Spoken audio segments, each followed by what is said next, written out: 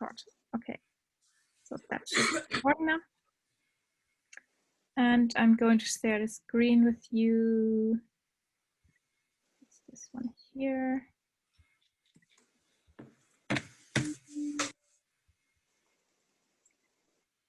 Okay. And I'm going to keep an eye on anyone else joining us. So first of all, we are based in Kalmast. Sheila, who is, sorry, I always want to say where she is on the screen, but she's of course in a different position on your screen. But Sheila Donegan and her colleague Owen Gill set it up a good number of years ago. It's the STEM Engagement, so Science, Technology, Engineering and Maths Engagement Center here in WIT. And we run loads of different STEM engagement programs, STEM engagement activities. I think most of you would be familiar with Science Week coming up now in November, sorry, there's somebody else just joining us. Maths Week, which is a national festival and is also run in Northern Ireland, was set up by Sheila and Owen. And I think it is also one of the major festivals now in the country. And I can imagine that most of you will be familiar with that as well. So those are the kind of things that we do all throughout the year. But a couple of years ago, we thought we might want to do something that's more sustained. So not just a one-time event, but also something that gets the students involved in a more active or probably even more proactive way. And that's how STEM Reach evolved over the last couple of years. So the first STEM Reach program, and I will talk in a minute about what exactly is meant by STEM Reach and what it involves, but it was set up in 2017 and it grew like really hugely since then. And I'm happy that this time actually, I'm just trying to think, this time actually there is, I think more than 20 schools have expressed the interest, more than 20 secondary schools to work with us on this program. We started with 1 or 2 schools in the beginning, and I think that is a huge increase in just like 3 years, 2017 to now. Okay, for some reason, yeah, there we go. So throughout the year with the different festivals like Maths Week, Science Week, Engineering Week, we have a Biodiversity Festival, which is running in May. We usually are out for Spree, or the Harvest Festival. Is such a pity that the 2 of them don't happen this year. But usually we would be out for Spree in Waterford and have a STEM street there. It's just next to the granary on Hanover Street. And through all those activities, we would reach about 30,000 people in every year. So those activities are not just for students. Also, of course, the main audience would be primary and secondary schools. But we also engage a lot of families. We have adult events. So we had events about the science of beer, the science of gin, loads of different events. Anything that I forgot right now? That's kind of the major engagement, I suppose. Yeah. So just to give you a brief overview of what we do throughout the year. We do work with loads of different stakeholders. So of course, we are working with schools, primary and secondary schools. We work with research and academia, mainly here in WIT with the different departments, especially with the science and engineering. We also work with a lot of different NGOs, with local government, for example, the Waterford Council. We get funding from the Waterford Council. We work a lot with the libraries.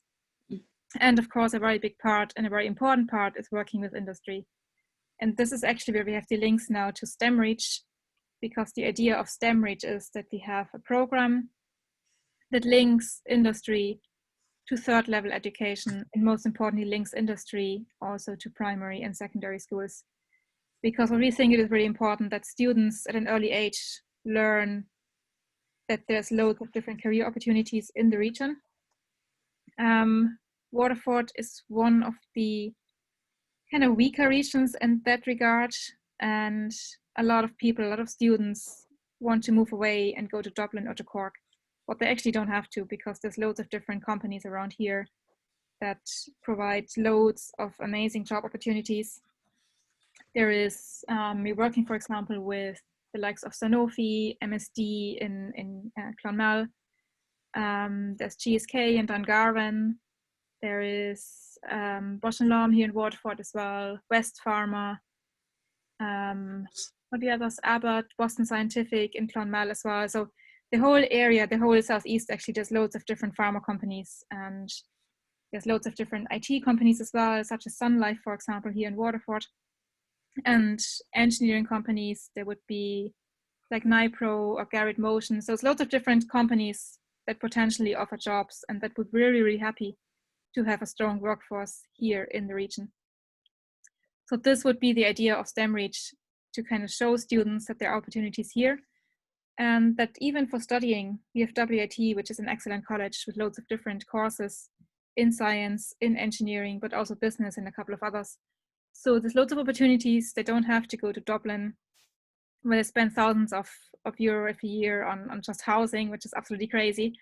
But they can stay right here in the region and be trained in WIT, develop their links through WIT as well and through STEMreach to industry, and get an insight in what kind of jobs they could have here in the region in the future. And this would be the kind of main aspect of STEMreach. Through the whole program, of course, we also want to develop a general interest in science and engineering, technology, and maths, because a lot of students always think, oh, I can't, like science, that's just for the really, really clever guys up there, or maths, this is not for me. But actually we do use maths every day, like even when we go shopping, and we all do that. We just need to calculate how much do we have, how much can we spend, what do we want, we have to prioritize. I want to get the heels, for example, I want to get high heels for tonight. It's more important than getting the sneakers for tomorrow or something like that. And you have to calculate what's more important, what's worth spending money on, and so on. So that's just a small part where we use maths outside school. And I think everybody is well able to do maths. And I think once we are aware of that, that helps to kind of change the attitude towards subjects such as maths or different science subjects. And I think the other point is also when you enjoy what you're doing, and that's something we try to get across with this program as well. When you enjoy what you're doing, you automatically develop the skills that you need. And that again would change your knowledge and your approach to certain subjects. So because usually we would do this one-time engagement or one event during Science Week, during Maths Week, and so on, we thought in order to make an impact, it would have to be a sustained engagement. And that would be about 6 weeks in the school year. The 6 weeks where they're coming from is just because from experience, and this might be different now this year, of course, but we've talked to a couple of schools, secondary schools, NTY teachers, NTY coordinators, and they said usually it would be about 6 weeks that they work on one module or one idea or one project and then move on to something else. So this is where it came from, and it turned out to be a good time frame to get them started, to get the TY students into the idea, but also not too long so that they don't get bored throughout the project. So I'm just checking the participants. Okay, everyone here. Great. The next thing was we were thinking, how can we make it more engaged and more active? And this is what's coming in the last line, the peer learning. So in the past, and we hope to in some way also do it now with COVID and the restrictions that are coming with COVID, in the past it was all about peer learning.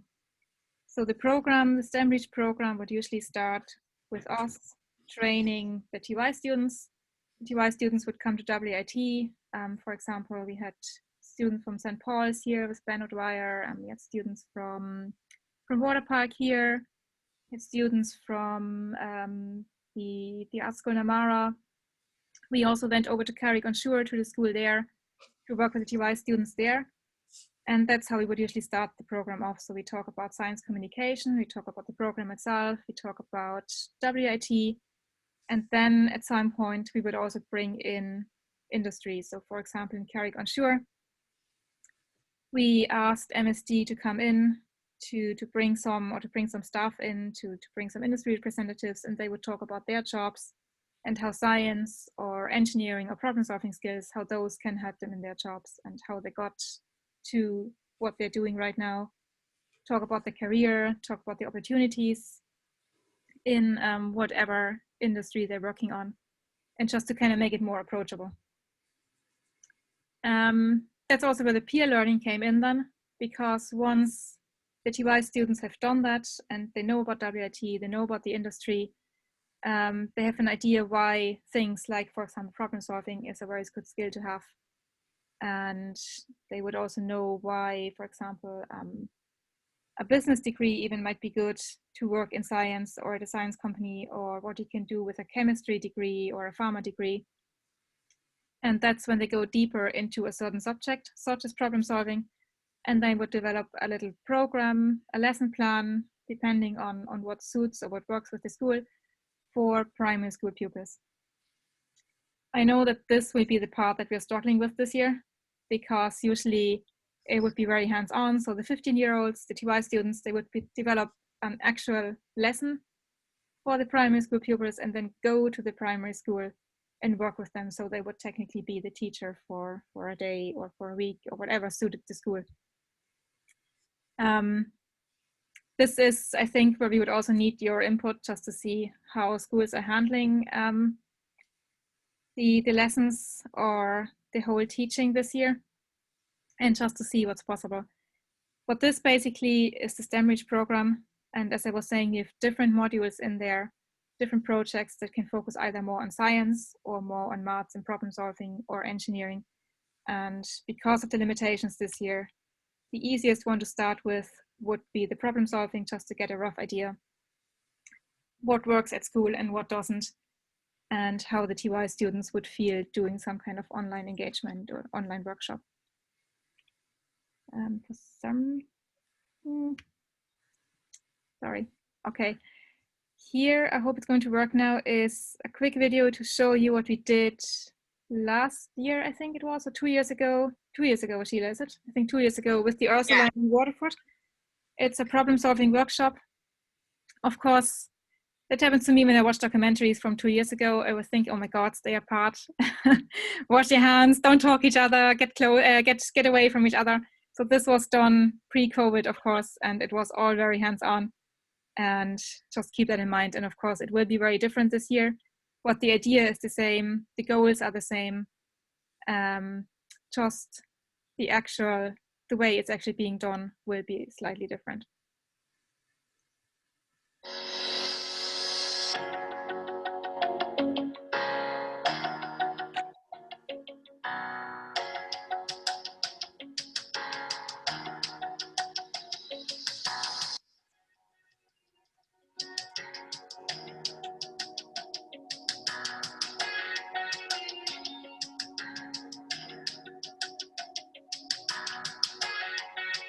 STEM-Reach is a TY program developed and coordinated by Kalmast in Waterford Institute of Technology. Kalmast is the Science Outreach Center here at the Institute, and we want to bring science out to people and make it accessible and raise awareness of science, technology, engineering, and maths, STEM. The STEM-Reach program includes TY students and brings them together with primary school pupils, and it also links them into higher education, WIT, and local industry partners. The project also receives funding from SFI. In this project here, we're focusing on maths and on problem solving. We're doing this together with Maths Ireland, and we have developed a model that allows the TY students to actively think about problems and problem solving and to develop the problem solving skills. At the same time, we encourage them to make some physical or visual models of different maths problems, different maths puzzles. And in the end, during Maths Week, the primary school pupils would come into the secondary school and actually work with those problems and puzzles and visual models. Yeah, I do feel like I'm learning about problem solving because questions are really hard, but when you know what to do, you seem like, I could have thought of that before, and you really feel happy when you get the answer. I feel that my problem solving has most definitely developed after this. The problem solving skills that you're using today, they can apply that in many more areas than maths, you know. They can use it in science, they can use it in a variety of different subjects, and even in their own day-to-day lives. What we're striving for these days is to encourage keen problem solvers. It's not just a copy in the book, you have counters to help you, and there's people there with you, and you do teamwork, where in school you might just be on your own stuck in a maths book, but here there's loads of fun activities, so you enjoy it more. On these questions I'd have props, and I was able to lay them out and look at them to find it easier, and I felt that it was an easier way to study things. They're working in mixed ability groups, so it's not as frightening for them, I suppose, to come to the secondary school to solve these problems alone. In doing in groups, you get everyone's ideas together instead of your idea, because your idea might be wrong, someone's might be right, and they're there to help you. At first, I thought, well, I don't think I'll be able to do this alone, so I'm very happy to have a team to help me as well. They all hopefully have to contribute something to the group. This project lets us be the teacher.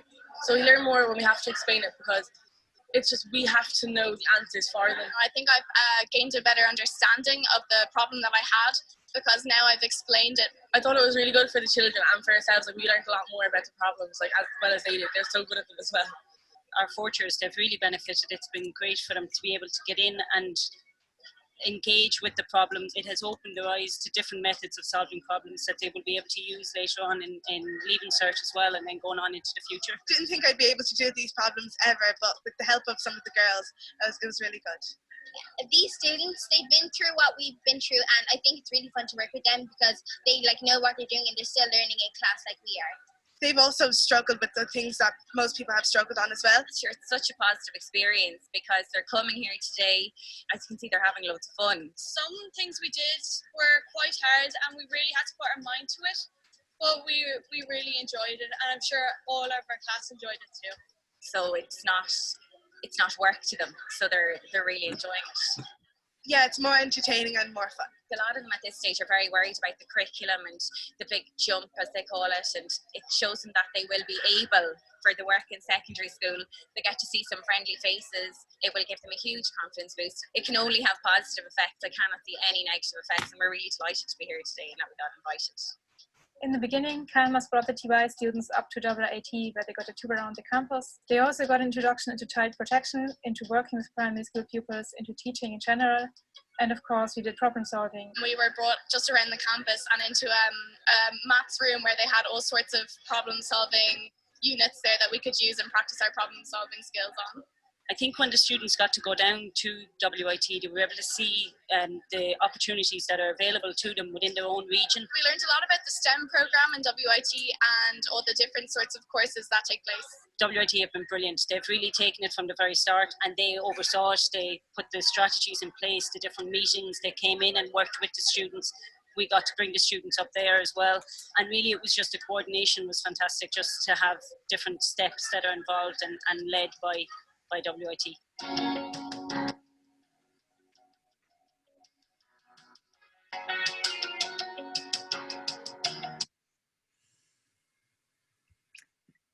Okay, so that would be just a rough idea of what the problem solving workshop or the problem solving program worked like before COVID. The TY students basically developed physical models. Well, first of all, they looked, of course, at the problem solving strategies that can be used to solve different puzzles, different problems. Based on that, they developed physical models that could be used in a puzzle fair for the primary school pupils. The aim of that was to, of course, develop the skills, the STEM skills, the knowledge and the abilities, especially the skills of the secondary school pupils, so that they improve their problem solving in that case. Another part is also that, of course, the confidence grows. And that's something we did not expect in the beginning. So in the beginning for us, it was all about the STEM skills, STEM abilities. But after we did the first round of STEM Reach, and we did a short questionnaire afterwards, we saw that another really hugely important skill that had improved was also communication skills. The personal confidence, the confidence in their own abilities. And I think that's a huge asset, especially at that age when you're 15, 16. That's kind of the time when I think you need to develop your own confidence and just be sure of what you can do, your own abilities. And that's something that's hugely important for them at that age. And of course, another part is also the creativity, imagination, initiative, because at some point they might, well, creativity, I think that's obvious, but also initiative, because they might have to take the younger pupils by the hand and tell them, look, this is maybe where you need to go. They need to find out the right way to talk to the primary school pupils and how to get the message across. And most of them, and I think the teachers will appreciate that, most of them also said that now they actually know how much work there's going into preparing the lessons every day. So I think they did appreciate the work of the teachers a lot more afterwards, and also how to handle a classroom. And I think that's probably for the teachers good to know as well. Another part, of course, is that they do have a better understanding of STEM in jobs. That was not in the video right now because that was the very first workshop that we did. But by now we would also work with industry and have someone from industry coming in to talk about the job situation, the career, how they use problem solving in the career, and many other parts. So the students would become aware of what they can do, what they can study, what jobs they do have or could potentially have in the region. So for the problem solving now, the idea would be for this year that still, like in the video, the students, the TY students would get a classical puzzle that they have to solve. And while they're doing so, they would try different problem solving strategies that can be trial and error, that could be going the reverse way. So starting at the, if you have a maze, for example, start at the finish point and work your way backwards. Or they could start with an easier version and then just increase the level of difficulty until they figure out the strategy. There's loads of different ways. There will also be a little booklet up on the website, and I'll send you a link to that as well. So you don't need to write down what I'm saying right now, and the recording will be up, plus a little booklet that will show you different problem solving strategies and give you some ideas of how to do that in the classroom. The next step would then be that they develop those strategies, and in the past, they would have created a physical model. Now during COVID, we were thinking, because most students are really, really good with like their phones, of course, they're used to taking pictures, they're used to making TikToks, Snapchat, whatever they do at that age. I think TikTok is the most common one at the moment. So they would be used to taking short videos, bit of footage and putting it together. So we thought maybe instead of, doing something physical, going out into the classroom to the primaries or to younger students at their own school, first, second years, they might be able to develop a short video explaining what the puzzle is about, explaining the strategy, and show what progress they made or what process they followed to solve the puzzle. So yeah, basically what I was just saying, if they could video what they're doing, that would be one of the ideas. Or, and I know that in a couple of schools that was suggested, that they could work remotely with the younger pupils. So instead, again, of creating a physical model, they could maybe do something that's like a little game on, on a PowerPoint or something like a maze. You can draw it on your own sheet of paper. And then pupils can do it, can communicate via Zoom or via connected classrooms with different schools or with younger pupils at their own school. That depends very much on what kind of facilities there are. And they can do it on paper, for example, and solve a problem on paper. I think one school is going to do something like paired science or paired reading, and they're going to pair students up on tablets. They're going to communicate via Zoom. So again, that very much depends. And I know this is down very much to what each school can do. And of course, we're always here for you if you have questions or if you want to discuss it individually. So right now, it's really just to give you a brief overview and see what we can do. The aims of the problem solving program would be, of course, to increase the participants' enjoyment of problem solving. It's a different way. And when you do problem solving in the classroom, it's usually maths, something out of the textbook. And we've seen in our surveys that students prefer doing something hands-on and do something they enjoy, but still learn something, of course, because with the problem solving workshops, they would also improve their ability in the subject, of course, and very importantly, also the confidence. In one of the surveys that we did, was a pre-event or pre-program and post-program survey among the secondary school students, and more than 50% said that they think that their confidence in problem solving has increased. About 42% thought that their abilities have increased, and yeah, about 17 thought that their enjoyment was much more afterwards. But I have to say that in this class, it was the higher maths class in the Ursuline, so they were already very interested in problem solving and in maths. And it's still great to see that we did increase the confidence in their ability in such a significant way. And this was the surprising result, because it was the first workshop that we did, the first problem solving, that nearly 50% of all of them said that their communication skills have improved. And that's big, especially when you talk about a future career. Everybody needs to be able to communicate and talk about certain subjects and communicate with different age groups, different levels of understanding, different levels of knowledge. So that is a huge asset as well. To give you just a few examples of what those problems and the puzzles and the solutions that the students found looked like. Here is the quite famous one, the river crossing, and I think that can be one that can be done as well on screen or on a piece of paper or remotely or just videoed by the students. So a farmer has to transport a fox, a dog, a goose, and some grain across a river, and only a certain number goes into the boat, of course, and one can't be with, like, the fox and the goose can't be together on one side, because then the one would eat the other. I think we're all familiar with this problem.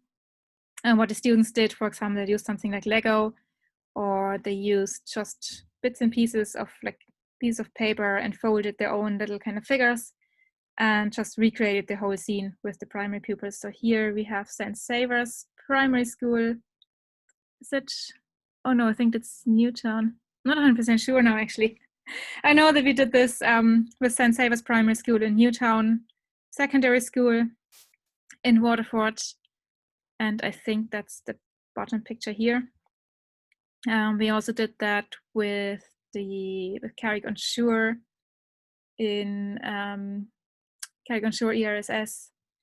We worked with I think actually most schools in Waterford would have done that program. So yeah, just to give you an example here.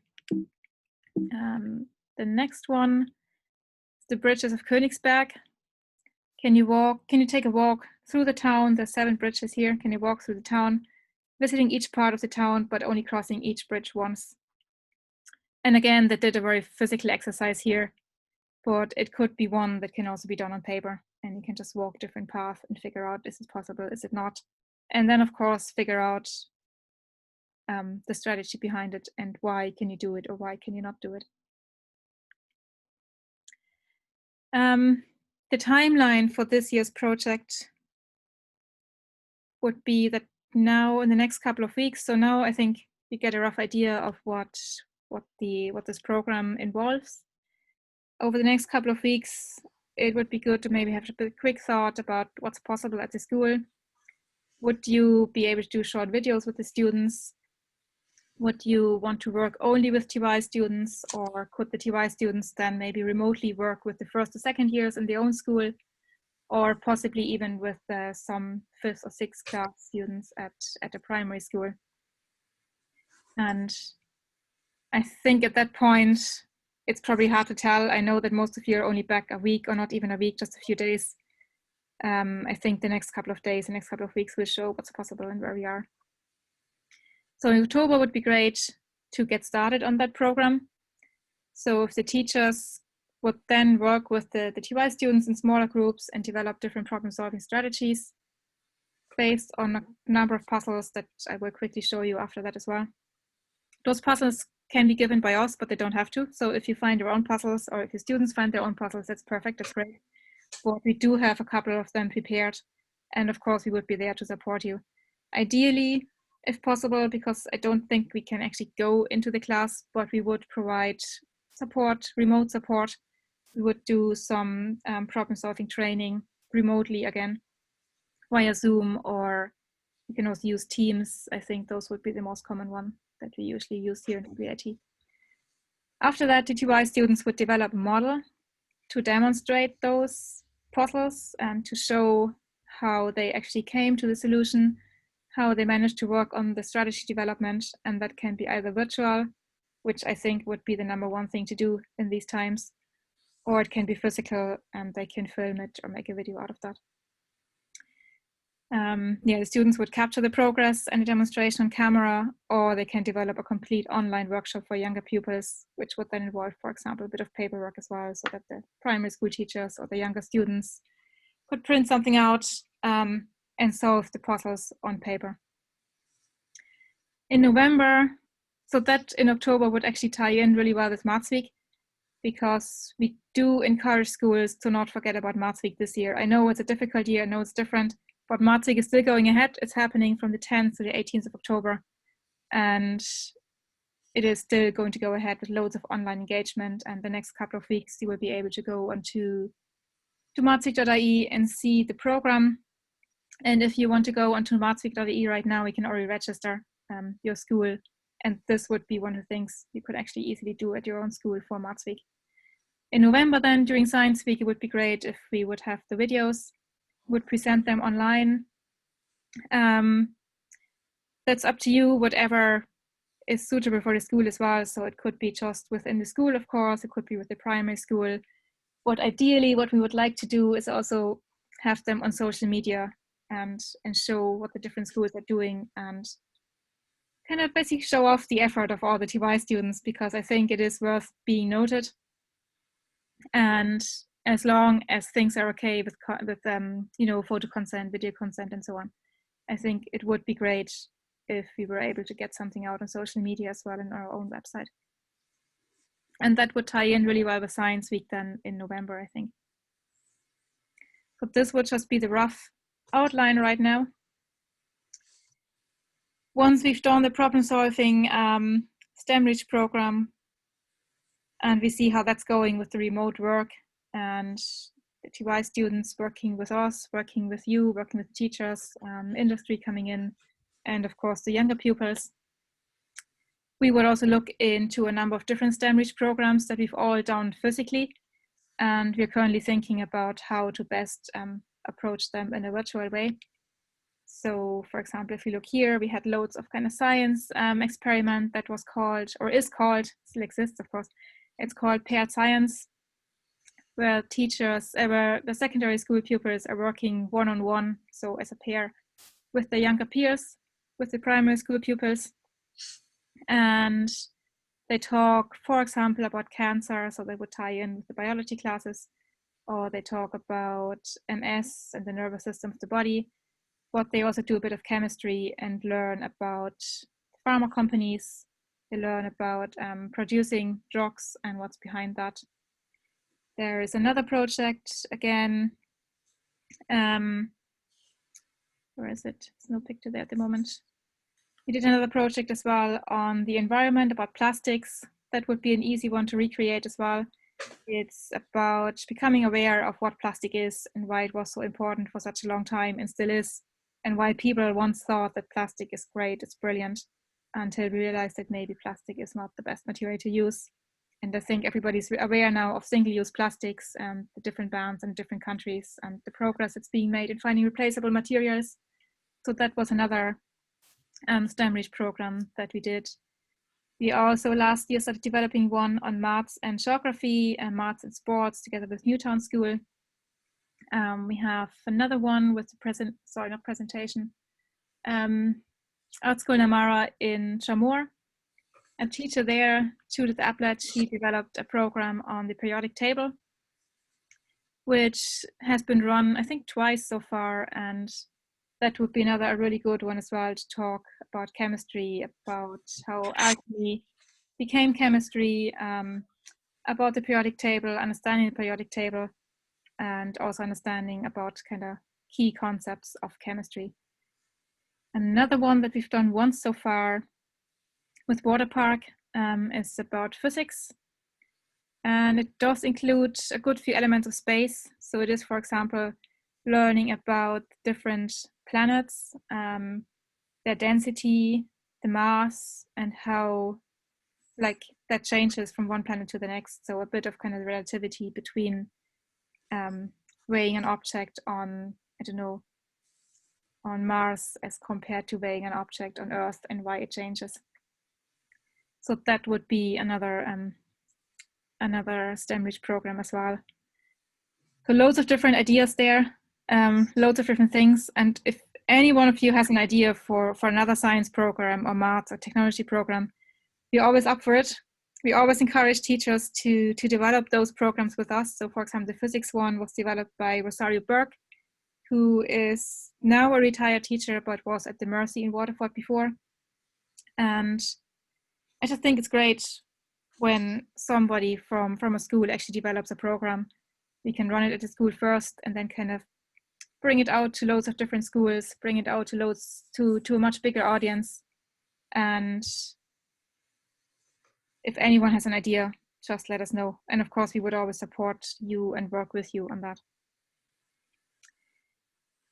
I know this was just a really quick overview right now. There's of course loads more, but I think we would talk to you individually about that, because it all very much this year depends on what schools are capable of, what resources are there, what technological capacities. But if you have any questions at that stage, just shout them out. Or put them in the comments, which I just lost. Chat.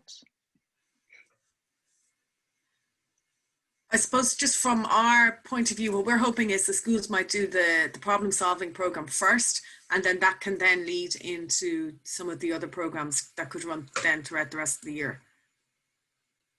Yeah, that would be ideal.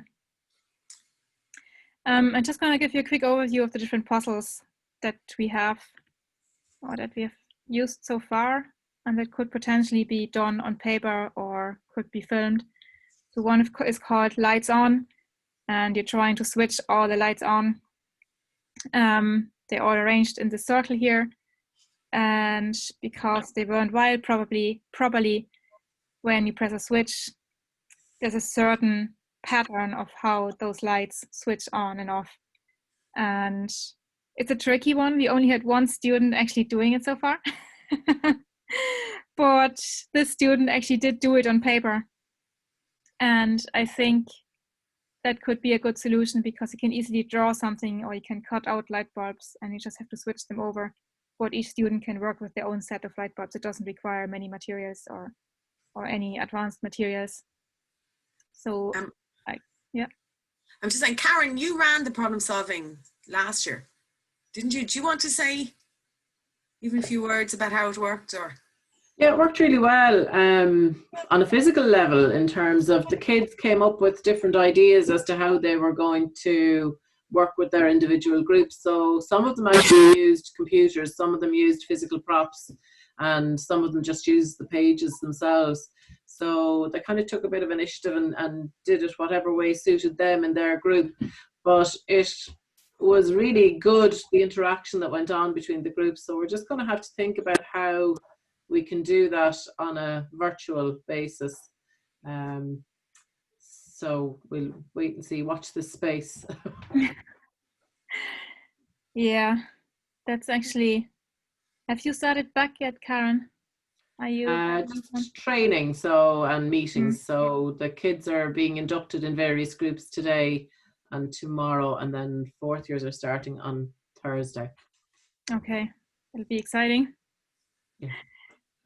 And you were also talking about, and just sorry, I did see you coming in, but you were off my screen on my list of participants. Sorry about that. But when I was saying earlier on about the school that are thinking of working with tablets and kind of doing the paired science, you think that's going to work then? Yeah, I'm working on a thing called Book Creator at the moment, which is a tool that allows you to collaborate and create and use books that can be published, but they're interactive books. So I'm just kind of experimenting with how we could maybe put a puzzle onto that and share it via Zoom or via the book itself or whatever. So I'm just going to have to do a little bit more thinking on it as to how we can do the process. It's easy enough to put the actual puzzles onto the book and share them, but it's then how do you do the interaction and how do you have that discussion and pair up the schools. So I have to have a little think about that. So actually the reason I was late is because the teacher in St. Saviour's rang me. So oh great, but that's good. So I said I'd ring him back afterwards. So I said I'll see what you were saying first, and then we'll collaborate after that. And it's good to see that the interest is still there and that the primary are making contact then with you. Yeah. Great. Do you think actually that's going to everyone right now? Because sharing content, if it's a video, it's usually the easiest on YouTube, Facebook, Vimeo, those kind of things, but they're usually not available at schools. Is there anything, any channel that you think would be the easiest to share a video where schools would have access to? The book creation that we're doing, the reason that I have access to these book creators is I did a course with UCD during the summer with the Innovation Academy, and as part of that they got funding through the Higher Education Authority. They were supposed to be running a course for transition year students that they run every year, but they couldn't run it this year, so they offered it out to TY teachers who had done training with them previously. But as part of it, they had funding left over, and they purchased extra licenses for us to try out the book creator.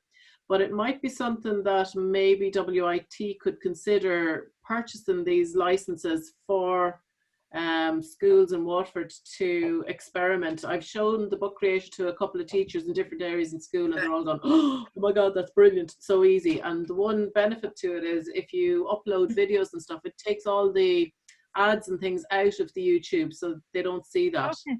But you can still collaborate, and you can share it as a published book as well. Okay, that's brilliant. That's good to know. That's something we can look into, definitely. And I know, particularly if we got buy-in, say, from a number of schools, that they would develop a video and that they would do something for STEM, which is something that we could kind of build into Science Week. Because we do have funding for Science Week, both in Carrick and Clonmel, and also in Waterford and Kilkenny. Yeah. I mean, I think if you give us another week or so just to try and see what we can do with the book creators, then maybe we could, a few of us, meet up and just go through, or I'd show you on screen or whatever, how to actually work the book creator and what's possible on it. It works in different languages, and you can get it to read to you. So it's very interactive as well. And you can record your own voice and put it on. You can record sound. The kids could record their solutions, and you could correct it and mark it. So it's actually very interactive, and it's really intuitive. A lot of the other things, I just had a meeting for Microsoft Teams there for an hour from 9:30 to 10:30, and my head is melted kind of thinking the complicated way of using it, and I'm kind of going, God, it's so hard, all the different class notebooks and this, and you're jumping from assignments to, I don't know whether anybody else who's used Teams for ages, it may be very easy once you get into it, but I certainly found the book creator was really simple, and the kids could pick it up really quickly.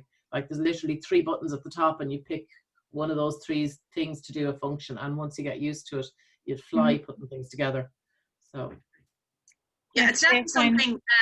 If you let us know how good, maybe in a week or two, what you think you can do with it, and we can look to see about if it's feasible. I've no idea what the cost is for licenses, so obviously it's going to depend. It's not that expensive, and it's good. And the training is very simple and straightforward as well for teachers. So okay, yeah, that's really good to know. I did have a quick look at what you were sending. I think you gave me the code for student access. Had a look through that. Looks really good. Looks, kind of clean and nice. And yeah, it did get the free trial or something. There was a free sign up as well. Yeah. So give it a go. It looks really good. But yeah, in terms of Teams, I actually find Zoom a lot easier because you have your buttons at the bottom, and you just click share. Whereas in Teams, I always get a bit lost. Yeah. But that could be another way. But yeah, I think that those are things that maybe take a few weeks now to figure out what's working at each school. But with this introduction today, it's literally just an introduction and show you what we're doing. And maybe if we could meet up again in a week or two and just see what each school would like to do, or maybe it's more like a thing where I say we, but Sheila, of course. So Sheila would have to be okay with that now. Yeah, absolutely. And to get in touch with everyone. Yeah, I'm just wondering, if you could give us an idea, just even with the raising the hand on the Zoom, if you think that it is something that could work in your school, and if you're interested in kind of going forward with the idea. Yep. There's a hand. Okay. There's a hands up thing isn't there a hands up thing at the bottom of the Zoom? Yeah, I can see thumbs up there. Okay. Okay. Up and another clap and another thumbs up. Sounds great. Okay, that's great. That's great. Brilliant. Yeah. Very good. Okay, so I'm just, yeah, we had the river crossing as well. That would be another puzzle that can be done. Passing trains, basically figure out a way how those two trains can pass without crashing. And again, it's something you can just paint on or draw on a piece of paper and figure out without actually having to physically touch something or carry something between the classrooms. Some more mathematical puzzles, they usually work quite well on paper. This one is the handshake puzzle. Of course, we can't do it physically, but I think it is a good one just because everybody is aware of shaking hands and not shaking hands. And you would have to think, if there is 5 people introducing each other, how many hands would everybody have to shake? That's probably more about the awareness as well, and that's more like because of it's just the current topic at the moment. A few others, most of them would be to figure out how to cross a bridge the fastest way when everybody only has a torch that works for like a certain time, or you only have one torch at all, and 3 different people go at a different speed and have to cross a bridge, and how can they do that so that everybody has like the light. This is more about probability, and like a lot of that can be done by thinking or looking at pictures. But I do realize that, of course, it is much harder when you don't have the physical props with you. But something like that, when you figure out who lives where and you only have a certain number of clues, or which car is coming first in a race, and you know that the red one is ahead of the yellow one, but the green car didn't come first.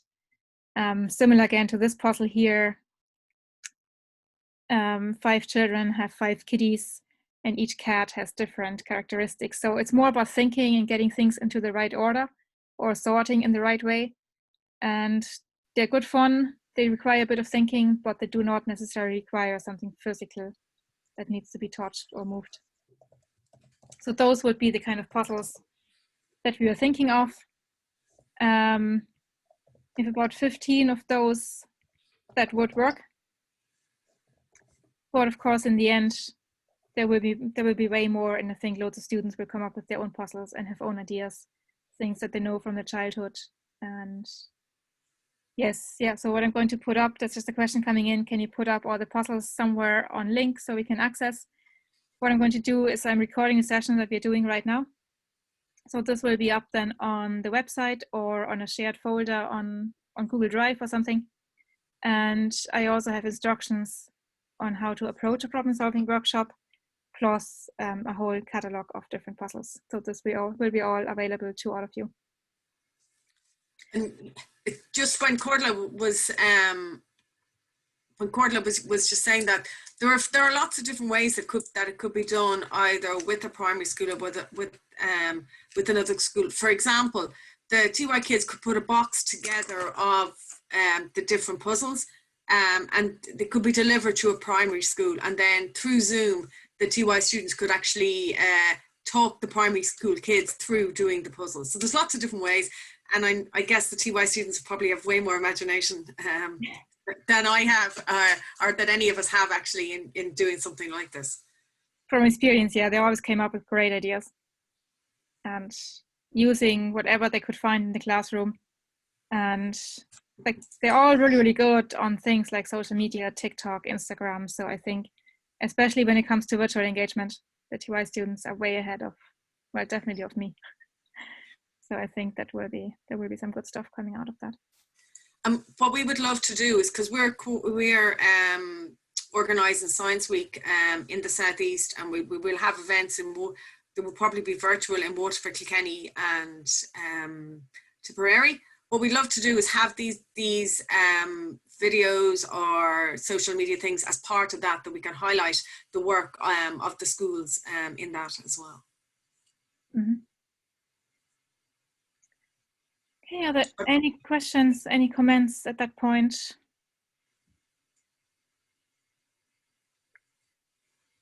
Looking good. As I was saying, it will all be available, and it gives you some food for thought right now, I think. And we're all starting back now the next days or weeks, I suppose it will become more obvious what can be done and what can't, and what would be the best approach for each school. So I'd say that's it from our side. Sheila, is there anything?